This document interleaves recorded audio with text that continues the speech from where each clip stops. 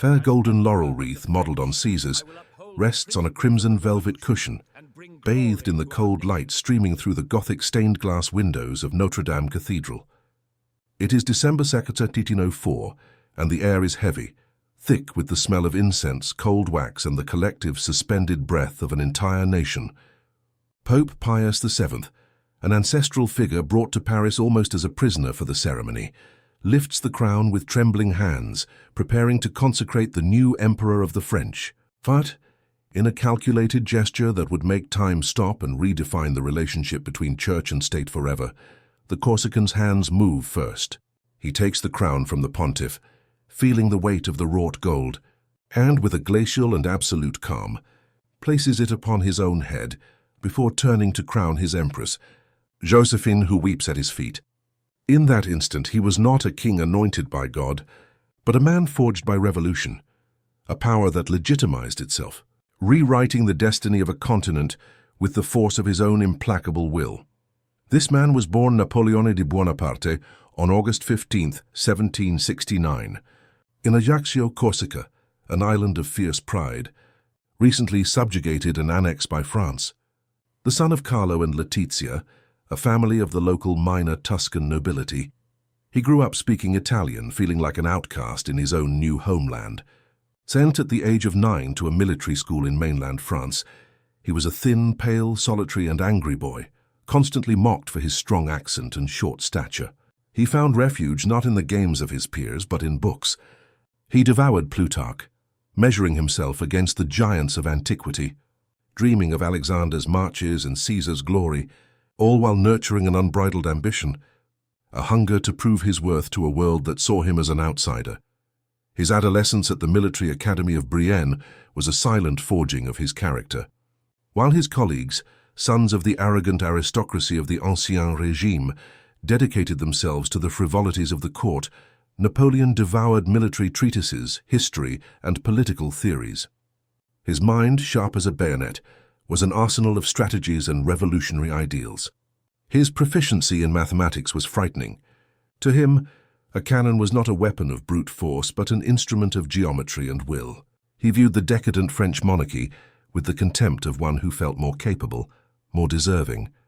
Every insult, every look of superiority from his peers, was fuel for the fire that burned within him, a desire not just to join the elite, but to surpass it, to redraw the chessboard of power according to his own rules.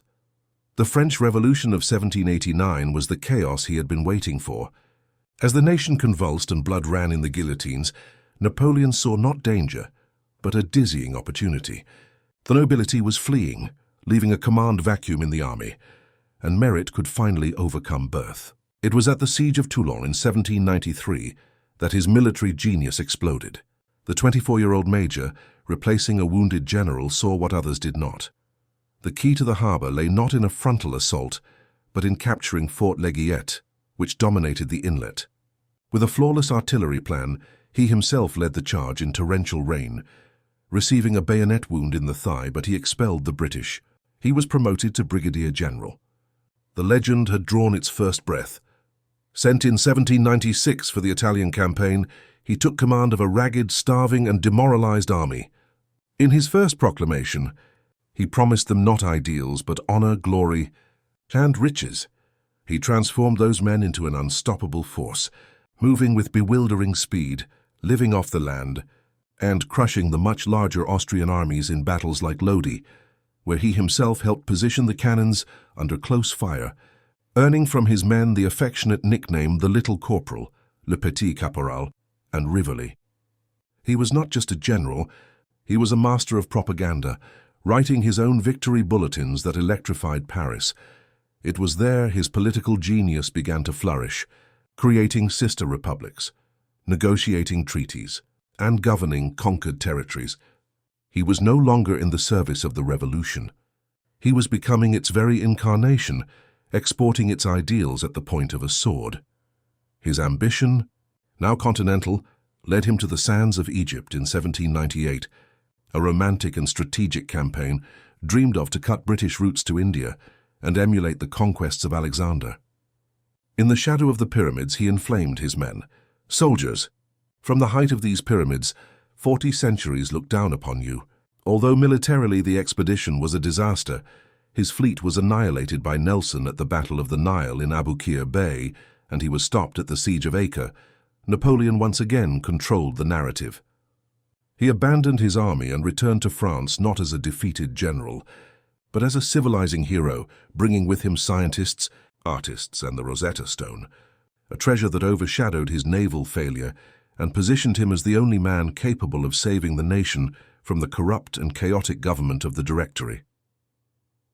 On November 9, 1799, with the coup of 18 Brumaire, he seized power. It was a risky political drama, where he was nearly stabbed in the Council of 500, saved only by the decisive intervention of his brother. Lucien, who, as president of the council, pointed a sword at Napoleon's chest, swearing to kill him himself if the general betrayed the Republic, thus calming the guards and ordering the dissolution of the government. France, exhausted by a decade of terror and instability, longed for a savior. Napoleon offered them order, glory, and efficiency. As first consul, he centralized the government, reformed the economy, founded the Bank of France, re-established relations with the Church through the Concordat, and above all oversaw the creation of the Napoleonic Code, a revolutionary body of laws that enshrined legal equality, meritocracy, and property rights. He was, at the same time, the son and the gravedigger of the revolution, consolidating its gains while suppressing its most radical freedoms. The zenith of his military power, the demonstration of his art, came on December 2, 1805, exactly 1 year after his coronation at the Battle of Austerlitz. With a brilliant tactical maneuver, he lured the combined Russian and Austrian armies into a trap, feigning weakness and deliberately abandoning the strategic Pratzen Plateau. When the morning fog lifted to reveal the legendary son of Austerlitz, he ordered his hidden troops to retake the plateau, splitting the enemy army in two and crushing them methodically, drowning thousands in the frozen lakes to the south.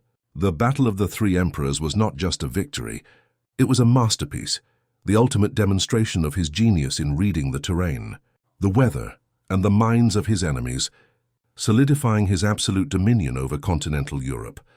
But the same insatiable ambition that raised him up began to betray him. His obsession with defeating Great Britain led him to impose the continental system, an attempt to subjugate the nation of shopkeepers economically. To enforce this blockade, he was forced to invade Portugal and consequently to depose the Spanish kings, igniting a brutal popular uprising. The Spanish ulcer became a quagmire of savage guerrilla warfare that his large, disciplined troops could not win, draining his best men, his treasury, and staining the invincibility of his armies. In 1812, he made his most colossal and fatal error, the invasion of Russia. Leading the Grande Armée, the largest European army ever assembled, with over 600,000 men from 20 nations, he marched east in search of a decisive battle that Tsar Alexander V denied him. The Battle of Borodino was an indescribable bloodbath that opened the gates of Moscow to him, only for him to find a ghost town, emptied and soon consumed by flames set by the Russians themselves. The retreat became one of the most terrible episodes in military history. General Winter arrived, and starvation, extreme cold, and relentless Cossack attacks decimated his army. The crossing of the Berezina River became a synonym for disaster. He returned to Paris with fewer than 30,000 men. The myth of his invincibility was shattered. The defeat in Russia emboldened his enemies. A new and massive coalition formed: Russia, Prussia, Austria, Sweden, and Great Britain. At the Battle of Leipzig, in October 1813, the Battle of the Nations, he was decisively defeated by overwhelmingly superior forces. The 1814 campaign in France was a display of his old genius, but it was too late. Paris fell. At Fontainebleau it was his own marshals, exhausted by war, who forced him to sign the abdication. He was exiled to the small island of Elba, in the Mediterranean, a derisory kingdom for the man who had ruled Europe. But his story was not yet over. In a spectacular act of audacity, less than a year later, he escaped from Elba, landed in France, and began a triumphal march to Paris. Near Grenoble, he met the 5th Regiment, sent to arrest him. He walked alone towards them, opened his famous grey overcoat and shouted, "Soldiers of the 5th, Do you recognize me? If any of you wishes to shoot his emperor, here I am." The soldiers lowered their weapons, and cries of "Vive l'Empereur" echoed. He retook power without firing a single shot. His return, the 100 Days, was a final glorious challenge to fate and the monarchies of Europe.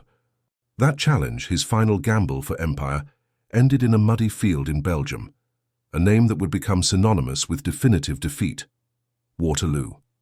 On June 18, 1815, his destiny was sealed. The torrential rain of the previous night had turned the battlefield into a quagmire, delaying his attack, a fatal pause that gave crucial time to his enemies. He faced the stoic, disciplined British and Allied army under Wellington, hidden behind the reverse slope of a ridge, in a brutal battle of attrition. For hours, the French cannons thundered, and Marshal Ney, the bravest of the brave, hurled wave after wave of cavalry against the unbroken British squares, living fortresses of men and bayonets.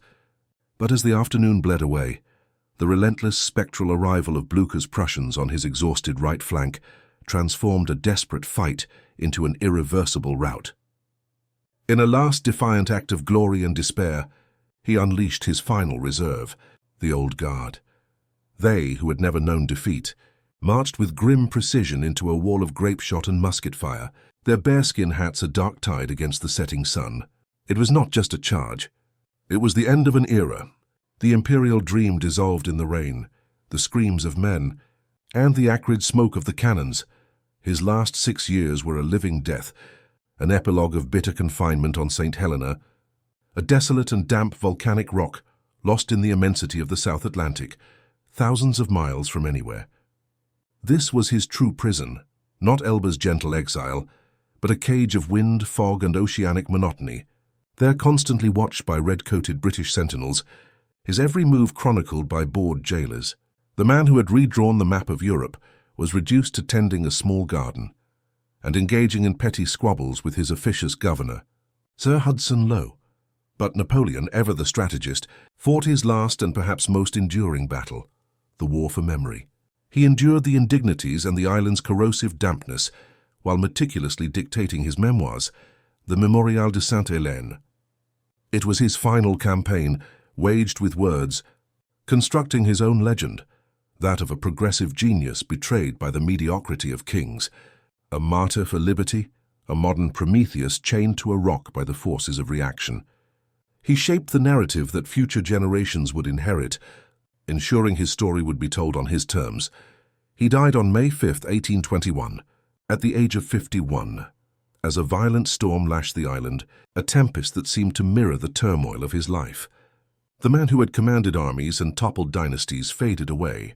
Officially, the cause was stomach cancer, the same ailment that had likely killed his father, though whispers of arsenic poisoning would forever shadow his deathbed.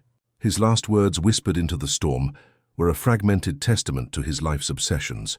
France armée. Tête d'armée, Joséphine. France armée.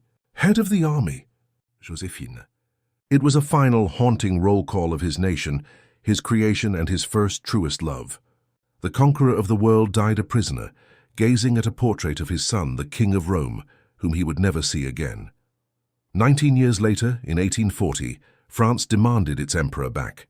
In an event known as the Retour des Cendres, Return of the Ashes, his body was exhumed and returned to Paris. It was a spectacle of national emotion. A weeping crowd of over 1 million people, braving the bitter cold, lined the Champs-Élysées to watch the monumental funeral cortege pass. Old veterans, their faces scarred from Austerlitz and Borodino, openly sobbed, "Vive l'Empereur," one last time.